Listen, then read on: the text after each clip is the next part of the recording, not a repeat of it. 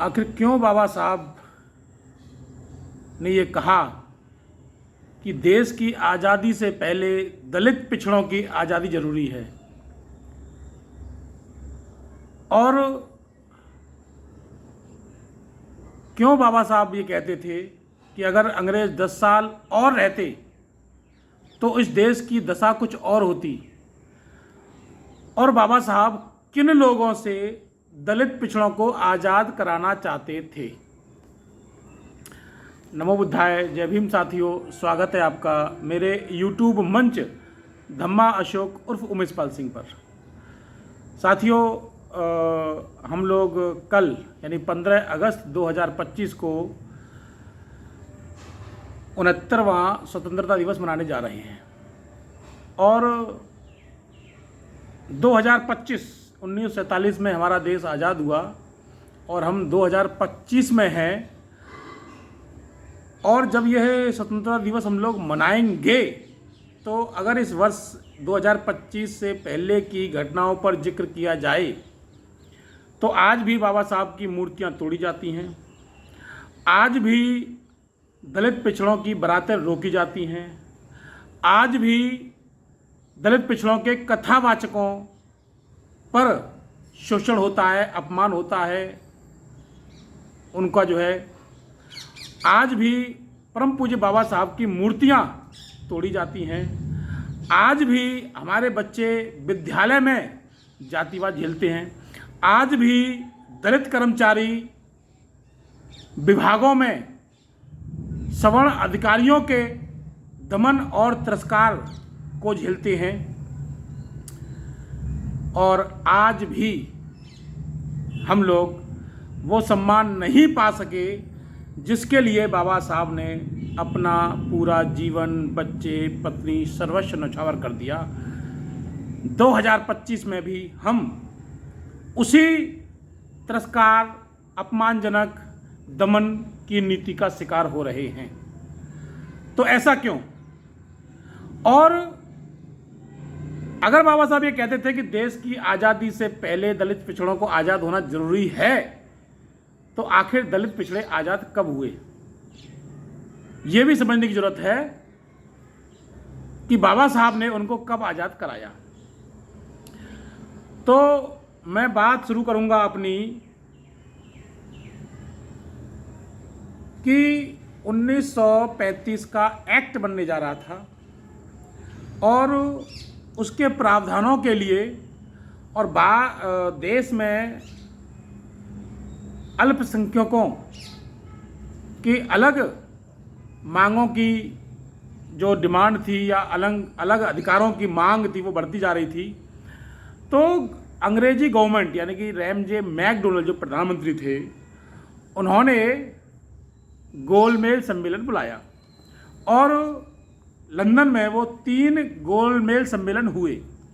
तो पहला जो गोलमेज सम्मेलन हुआ वो 12 नवंबर 1930 से 19 जनवरी 1930 तक चला।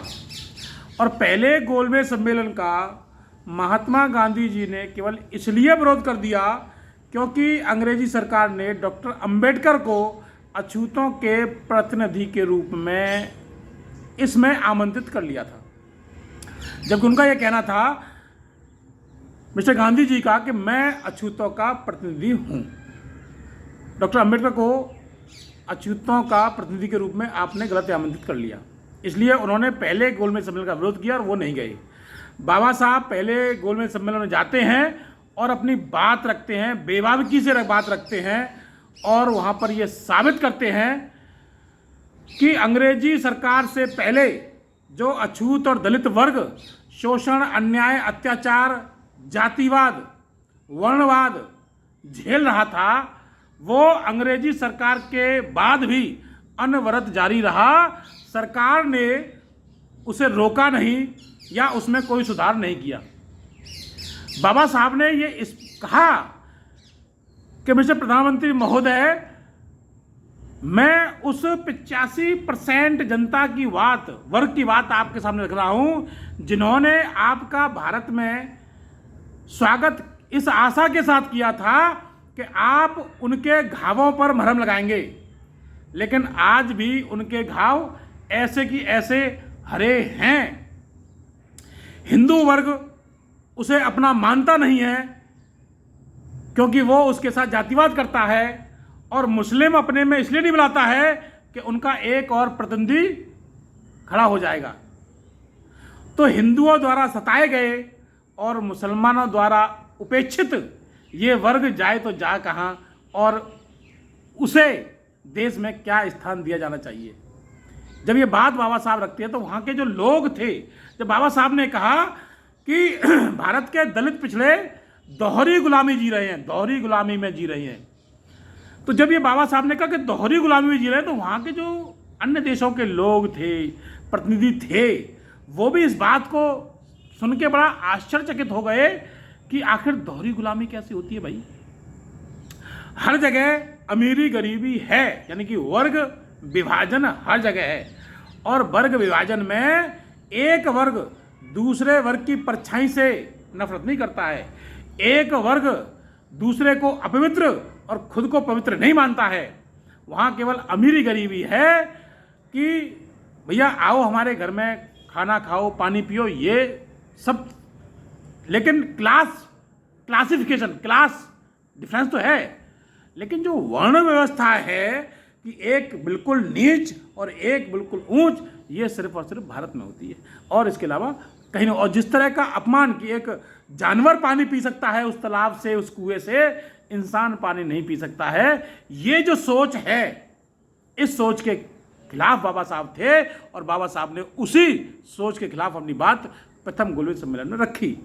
और जब प्रथम गोलमेज सम्मेलन में बात रखी और ये बात गांधी जी को समाचार पत्रों के माध्यम से पता चली, तो दूसरे गोलमेज सम्मेलन में गांधी जी गए, और दूसरा गोलमेज सम्मेलन जो चला था वो 7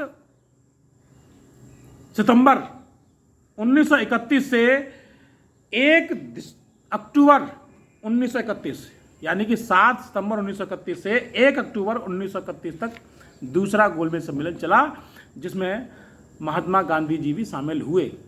और महात्मा गांधी जी ने वहाँ पर स्पष्ट की बात रखी, क्योंकि उनको पता था कि डॉक्टर अम्बेडकर ने जो बात रखी है उनकी बात मानी जाएगी और उनको एक पृथक वर्ग मान के अधिकार दिए जाएंगे। तो उन्होंने हमेशा गांधी जी ने कहा कि मैं अछूतों का प्रतिनिधि हूँ। बाबा साहब ने उनकी इस बात को काट दिया उन पत्रों से जो बाबा साहब दूसरे गोलमेज सम्मेलन में यहाँ के अछूत और पिछड़ों के जो संगठन थे उनसे बाबा साहब लिखवा के ले गए थे पत्र कि हमारे जो प्रतिनिधि हैं वो डॉक्टर अम्बेडकर हैं। बाबा साहब दूर की सोचते थे, भविष्य की सोचते थे कि ऐसा मेरे साथ हो सकता है, इसलिए बाबा साहब पहले से तैयारी करके गए थे। साथियों, वीडियो लंबा हो रहा है, वीडियो को पूरा अवश्य देखिएगा, एस्केप मत कीजिएगा। अगर आपको वाकई में जानना है कि दलित पिछड़ों की आज़ादी कब मिली, तो ये आपको वीडियो पूरा देखना पड़ेगा, तभी आपको समझ में आएगा वो इतिहास। तो दूसरे में उन्होंने स्पष्ट ये कहा गांधी जी ने कि मैं इन अछूतों के, पिछड़ों के अधिकारों का विरोध करूंगा, और अगर उनको अधिकार दिए गए तो मैं राख बन जाऊंगा, मतलब जल जाऊंगा, राख बन जाऊंगा, सदन में बैठे हुए लोगों को अंधा कर दूंगा। मतलब अपने प्राणों की बाजी लगा के भी वो इस पर विरोध करना चाहते थे, लेकिन गांधी जी वहां सफल नहीं हुए। तो उन्होंने मुस्लिमों के साथ एक समझौता किया कि हम आपकी पूरी 14 की 14 मांगें मान लेंगे अगर आप अछूतों यानी डॉक्टर अंबेडकर के अधिकारों का विरोध कर दो तो। लेकिन जो मुस्लिम वर्ग के प्रतिनिधि थे वो बाबा साहब के प्रथम गोलमेज सम्मेलन रखी गई बात से संतुष्ट थे, और वो इस बात को समझ चुके थे कि उन्होंने कहा जब हिंदुओं द्वारा सताए गए और मुस्लिमों द्वारा उपेक्षित, तो उन्होंने ये सोच लिया कि अब हमें इनका विरोध नहीं करना है। तो उन्होंने सिरे से गांधी जी की बात को खारिज कर दिया, और जब गांधी जी की बात को खारिज कर दिया गया तो गांधी जी वहाँ ये धमकी दे के आए कि अगर इनको अछूतों को अधिकार दिया गया तो मैं इसका भारत में विरोध करूंगा, इसके प्रति जनमत इकट्ठा करूंगा और सविनय अवज्ञा आंदोलन दोबारा चालू करूंगा, जो कि गांधी इरविन समझौता के बाद सविनय अवज्ञा आंदोलन खत्म हो गया था। वो मैं दोबारा शुरू करूँगा। ये धमकी दे के आए और इसीलिए गांधी जी को यहाँ पर अरेस्ट कर लिया गया और उनको यरवदा जेल में डाल दिया गया था। अब बात आती है कि उसके बाद क्या हुआ, दूसरे गोलमेज सम्मेलन के बाद क्या हुआ। तो दूसरे गोलमेज सम्मेलन के बाद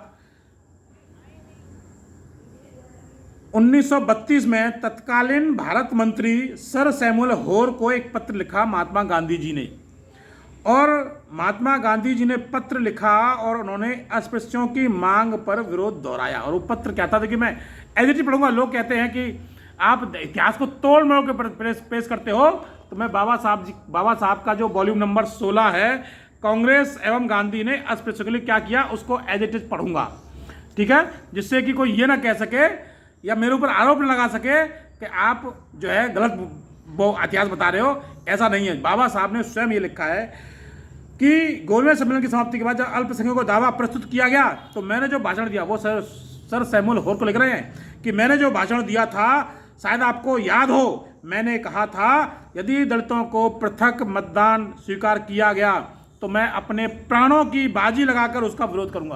प्राणों की बाजी लगा के विरोध करूंगा।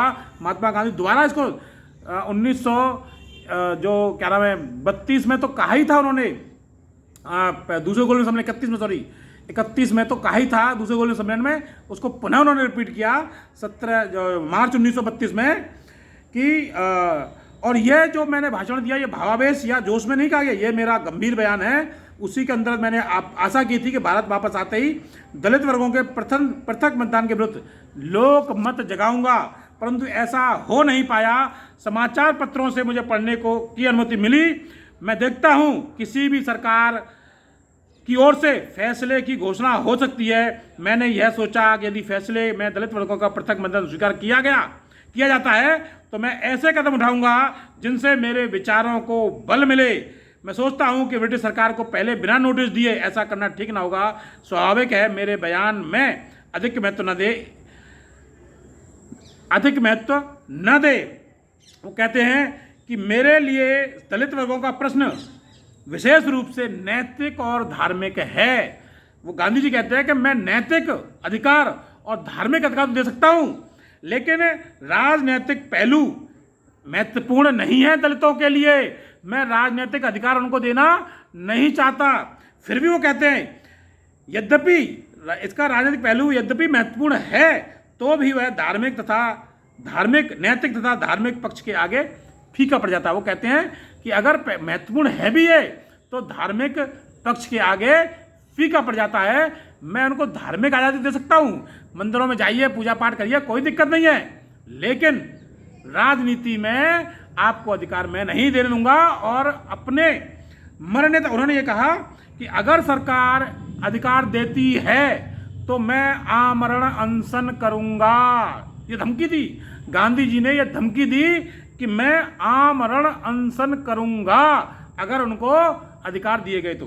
खैर 13 अप्रैल 1932 को गांधी जी के प्रश्न पत्र का जवाब सर सैमुअल होर ने दिया कि आपके दिनांक 11 मार्च 1932 में लिख रहा हूं कि दलित वर्गों के पृथक मतदान के प्रश्न में आपके मनोभावों को पूरी तरह समझ गया हूं।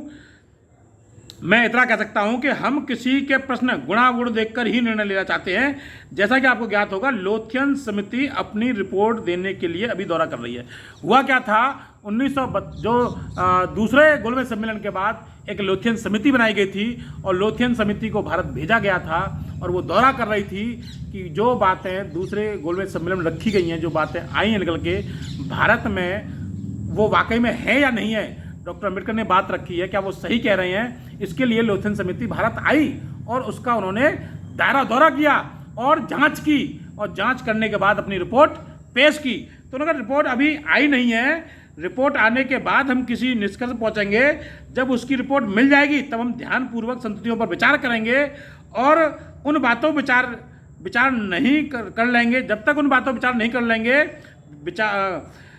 लेंगे जो कमेटी ने आरंभ में प्रकट किए और जो विचार आपके साथियों ने जोरदार शब्दों में प्रकट किए, तब तक कोई निर्णय नहीं होगा। यदि आप हमारे स्थान पर होते तो ऐसा ही करते। उन्होंने कहा अगर आप भी होते तो ऐसा ही करते। यह चेतावनी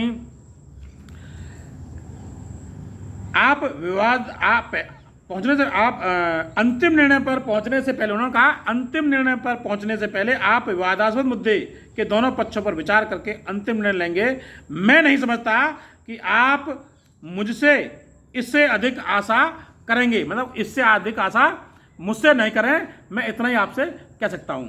यह चेतावनी देने के बाद इस मामले में श्री गांधी जी लंबी तान कर सो गए। उन्होंने सोचा था कि मेरे आमरण अनशन की जो धमकी ब्रिटिश सरकार को मैंने दी है वो झकझोर देने के लिए तथा अस्पृश्यों के विशेष प्रतिनिधित्व के दावे को तुषारपात करने के लिए काफ़ी है। उन्होंने कहा मेरी धमकी के आगे अब ये शांत पड़ जाएंगे और आगे कोई काम नहीं करेंगे।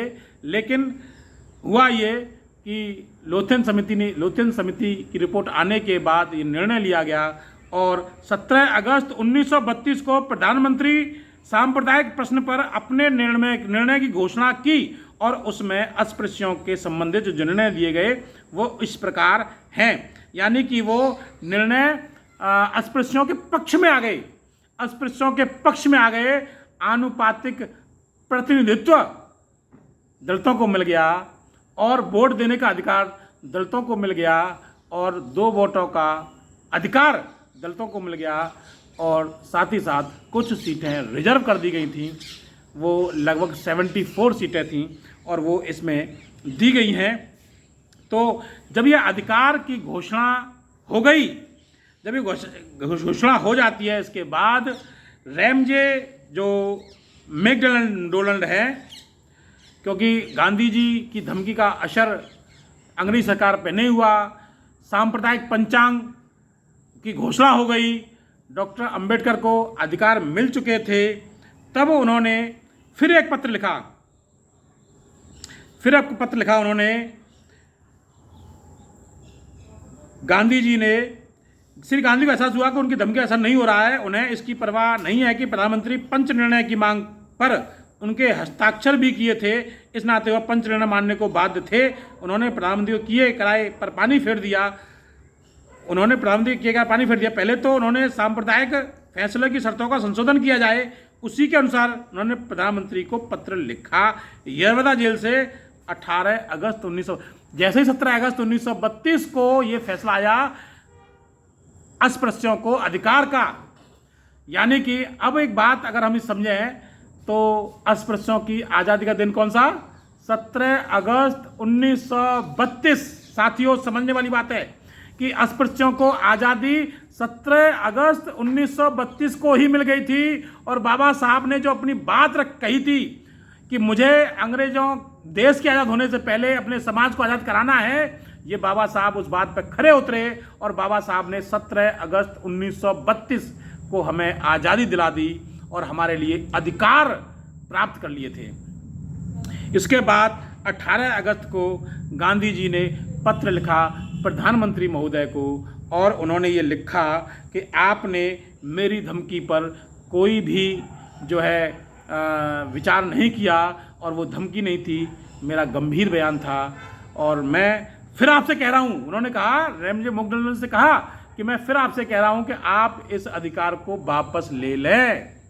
वो ये कह रहे हैं, इसमें लिख रहे हैं कि मैं जो है मैंने अल्पसंख्यक प्रतिनिधित्वों के विषय में सरकार का निर्णय पढ़ा, एक तरफ रख दिया, जैसा कि मैंने श्री सैमुअल होर को पत्र लिखा 13 नवंबर 1931 को सेंट पैलेस के गोलमेज सम्मेलन की अल्पसंख्यक समिति बैठक में घोषणा की कि मैं आपके निर्णय के विरोध में अपने प्राणों की बलिदान कर दूंगा।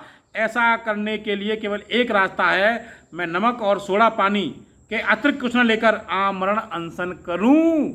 अब वो इस विरोध में कह रहे हैं कि मैं आमरण अनशन करूंगा, या तो आप इस फैसले को वापस ले लें और ना मैं आमरण अनशन करूंगा, केवल नमक और सोडा पर रहूंगा, इसके अलावा पानी, नमक पानी सोडा, इसके अलावा कुछ नहीं खाऊंगा, कुछ नहीं पीऊंगा और आमरण अनशन में करूंगा। प्रस्तावित अनशन आमतौर पर 20 सितंबर के दोपहर से आरंभ होगा और तब तक चलता रहेगा जब तक ऊपर बताए गए तरीकों पर फैसले पर पुनर्विचार नहीं। उन्होंने कहा जैसा मैंने कहा है, अगर आप पहले मेरे फैसले पर विचार नहीं करेंगे तो मैं अपना आमरण तब तक जारी रखूंगा। और 20 सितंबर 1932 को वो आमरण अनशन पर बैठ गई। हालांकि इसके बाद सैमुअल होर ने प्रधानमंत्री रैमजे मैकडोनल्ड ने इसका जवाब दिया। उन्होंने कहा कि प्रिय गांधी जी, मुझे आपका पत्र प्राप्त हुआ। मुझे पढ़कर आश्चर्य, बड़ा अफसोस होता है कि मैं सोचता हूं कि यह पत्र आपने गलतफहमी में आके लिख दिया है।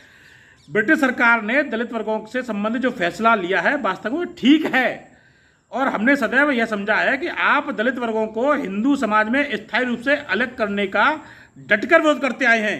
आपने गोलमेज सम्मेलन में अल्पसंख्यक समिति में अपनी स्थिति स्पष्ट कर दी। 11 मार्च को पुनः सैमुअल होर के पत्र में आपने विचार प्रकट किए। हम ये जानते हैं कि विशाल हिंदू समाज के विचार आपके जैसे ही हैं। दलितों के प्रतिनिधि के इस प्रश्न पर हमने गंभीरतापूर्वक विचार किया था कि आप भी, आपके जो विचार हैं वो हिंदू समाज के जैसे ही हैं, आप उनके अधिकारों के पक्ष में नहीं हैं।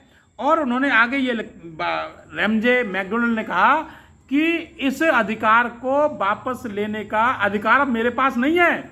वो इसमें लिख रहे हैं कि अब ये अधिकार मैं वापस नहीं ले सकता हूँ। इसको लेने का अधिकार अगर किसी का है तो वो सिर्फ डॉक्टर अंबेडकर का है। इसके अलावा कोई इस अधिकार को वापस ले ही नहीं सकता। सांप्रदायिक पंचांग डॉक्टर अंबेडकर वापस कर सकते हैं। और साथियों, तभी पूना की यरवदा जेल में गांधी जी अनशन पर बैठे, और अनशन पर बैठ के उन्होंने डॉक्टर अंबेडकर के ऊपर दबाव बनाया, और दबाव बना के उन्होंने बाबा साहब को मजबूर किया पूना पैक्ट करने के लिए। और पूना पैक्ट हुआ। उस पूना पैक्ट में हमें अपना 2 वोटों का अधिकार खोना पड़ा, और सुरक्षित सीटें जो थी वो बढ़ा दी गई थी। अब 2 वोटों का अधिकार खोने से हमें नुकसान क्या हुआ, इसको समझने के बाद मैं अपनी बात को ख़त्म कर दूंगा। और आपको ये वीडियो कैसा लगा आप अवश्य बताइएगा। हाथरस के वूलगढ़ी में एक बहन थी वाल्मीकि समाज की, उस पर शोषण हुआ, उस पर सवर्ण समाज के लोगों ने बलात्कार किया, उसको जान से मार दिया। हाथरस के सांसद, उस समय के सांसद थे राजवीर सिंह दलेर, जो वाल्मीकि समाज से थे, लेकिन उन्होंने अपनी बेटी का पक्ष नहीं लिया, उन्होंने अपने समाज का पक्ष नहीं लिया, क्योंकि वो दूसरी पार्टी से विधायक थे और वो पार्टी नहीं चाहती थी कि सवर्णों का विरोध कोई भी अछूत सांसद करे। ऐसे तमाम ऐसे केस हैं जहां दलितों पर अत्याचार हुए, लेकिन वहां पर ऐसी यानी अनुसूचित यानी अस्पृश्य समाज के विधायक, मंत्री, सांसद नहीं गए और उन्होंने इसका कोई विरोध नहीं किया। क्यों नहीं कर पाते हैं? वो इसलिए नहीं कर पाते हैं क्योंकि वो उनके रहमो करम पर विधायक या मंत्री बने हैं। वो अपने समाज के वोट, वो कहते हैं कि तुम अपना वोट नहीं दोगे तब भी मैं मैं विधायक और सांसद बन जाऊंगा। जब बाबा साहब संविधान सौंप के बाहर निकल रहे थे तो बाबा साहब खुश थे कि मैंने आज संविधान बना दिया है। तो जे.बी. कृपलानी जी ने कहा कि अंबेडकर बड़े खुश हो रहे हो, आखिर क्या है, खुशी की बात क्या है? तो बाबा साहब ने कहा कि मैंने आज रानी के पेट का ऑपरेशन कर दिया है। अब रानी के पेट से राजा का जन्म नहीं होगा, बैलेट बॉक्स से राजा का जन्म होगा। तो कृपलानी जी ने कहा था कि अंबेडकर जी, आपकी ये खुशी ज़्यादा देर टिकने वाली नहीं है, क्योंकि आपका समाज कमज़ोर है, आपका अशिक्षित है, अनपढ़ है, आर्थिक कमज़ोर है। हम इसके वोट को खरीदेंगे, मारेंगे, पीटेंगे, धमकाएंगे, लठ के जोर पे, अर्थ के जोर पे राजा हम ही बनेंगे। ये जब बाबा साहब से कहा तो बाबा साहब ने कहा कि मैं मान रहा हूँ कि आप मेरे समाज का वोट खरीदेंगे, दबा के, प्रेशर करके, मार के, पीट के ले लेंगे, लेकिन इस समाज को जिस दिन अपनी इस शक्ति का परिचय हो गया, ये जिस दिन मेरा समाज इस शक्ति को समझ गया, वोट की शक्ति को समझ गया और इसने अपने वोट को बेचना बंद कर दिया, उसके बाद आप लोगों से फ़कीर कोई व्यक्ति नहीं होगा। तो साथियों, अगर वाकई में आपको समझना है, बाबा साहब की उस बात को मानना है, तो आपको अपना वोट अपनी उस पार्टी को देना है जो आपके हितों के लिए खड़ी हुई है, आपके साथ खड़ी हुई है। और इस बात को समझते हुए मान्यवर साहब ने एक किताब लिखी थी, चमचा युग, और उन्होंने उसमें स्पष्ट लिखा कि चमचे कभी भी समाज का भला नहीं कर सकते। मान्यवर साहब ने पार्टी बनाई, मान्यवर साहब ने इस देश में विधायक, मंत्री, सांसद दिए, मुख्यमंत्री दिया, प्रधानमंत्री नहीं दे पाए मान्यवर साहब। साथियों, अगर आपको वाकई में लगता है कि अब बाबा साहब ने जो अपना बलिदान दिया, अपने परिवार का बलिदान दिया, अपने पत्नी का बलिदान दिया, अपने स्वास्थ्य का बलिदान दिया, अगर लगता है कि वो हमारे लिए दिया, तो अपने इस वोट के महत्व को समझिए। अभी हाल ही में चुनाव आने वाले हैं, 26 में जिला पंचायत के चुनाव होंगे और 27 में विधानसभा के चुनाव होंगे। आपको समझना है कि आपको वोट कहाँ देना है। जब तक आप अपने लोगों को मजबूत नहीं करेंगे, अपनी पार्टी को मजबूत नहीं करेंगे, मान्यवर साहब की पार्टी को मजबूत नहीं करेंगे, तब तक कोई भला होने वाला नहीं है। अगर आपकी हितैषी है तो आपके सांसद, आपकी पार्टी के सांसद ही आपका भला कर सकते हैं। दूसरी पार्टी के सांसद आपका भला कभी नहीं कर सकते, वो केवल आपकी बात करेंगे। अगर ऐसा नहीं होता तो 2024 में संविधान बचाओ के नाम पर वोट लेने वाले अखिलेश यादव, हमारे वोटों से, दलित समाज के वोटों से 37 सीट जीतने वाले अखिलेश यादव, कर्नावल में जब दलित बेटियों पर अत्याचार उनके ही समाज के लोगों ने किया, एक शब्द उनके मुंह से नहीं निकला कि ये गलत है। तो साथियों, आपको समझने की जरूरत है, उस मुद्दे पर किसी की आवाज़ नहीं निकली। आपका बोध गया मंदिर दूसरों के कब्जे में है, लेकिन कोई आपकी आवाज़ नहीं उठाएगा। आपकी आवाज़ उठाएंगे तो आपके सांसद, आपके मंत्री, आपके विधायक, आपके पार्टी और आपका मुख्यमंत्री उठाएगा। अगर आपको लगता हो कि मेरी बात सही है तो आप इस पर विचार कीजिएगा। और मैंने जो इतिहास बाबा साहब के बारे में बताया, मैंने जो कुछ बताया इस किताब से बताया, मैंने कुछ भी अपना नहीं बताया या मैंने कुछ भी ऐसा बताने का प्रयास नहीं किया जिससे कोई समाज में विद्रोह पैदा हो। मैंने केवल इतिहास के माध्यम से ये बात बताने का प्रयास किया है कि हम आज़ादी के 79 वर्षों बाद भी इस जातिवाद को ख़त्म नहीं कर पा रहे हैं। लोग आरक्षण पर प्रश्न उठा देते हैं।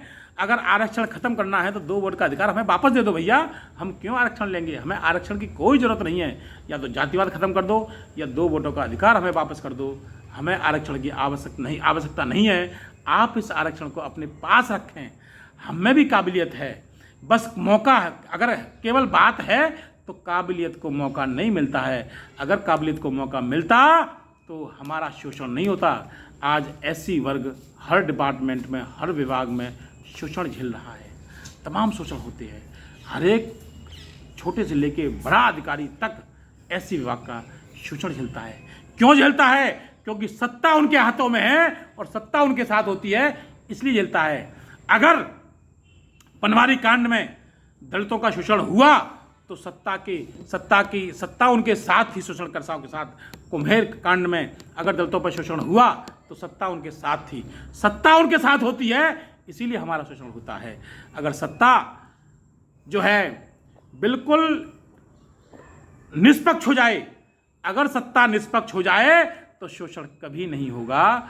और सत्ता जब पक्षपात हो जाती है तो एक के ऊपर शोषण होता ही होता है। इन्हीं सब बातों के साथ आपको ये वीडियो कैसा लगा अवश्य बताइएगा।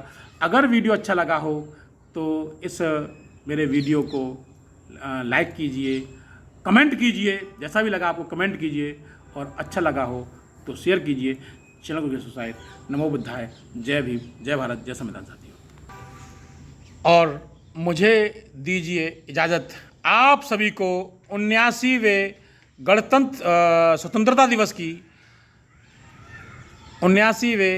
स्वतंत्रता दिवस की हार्दिक शुभकामनाएं। हम लोग कल हर्षोल्लास के साथ 79वां स्वतंत्रता दिवस मनाएंगे, लेकिन ये सोच के मनाइएगा कि 2 दिन बाद यानी 17 अगस्त 1932 यानी 17 अगस्त को दलित पिछड़ों का स्वतंत्रता दिवस है, उसको भी आपको अवश्य मनाना चाहिए, क्योंकि उसके बिना आपकी आज़ादी अधूरी थी। 15 अगस्त 1947 की आज़ादी उस 17 अगस्त 1932 के बिना अधूरी थी। तो इसलिए मेरा आप सभी लोगों से अनुरोध है कि 17 अगस्त 1932 को अपना स्वतंत्रता दिवस अवश्य बनाइए। 17 अगस्त 1932 को हम आज़ाद हुए, आपको 17 अगस्त को भी अपना आज़ादी दिवस यानी स्वतंत्रता दिवस अवश्य मनाना चाहिए। नमो बुद्धाय, जय भीम।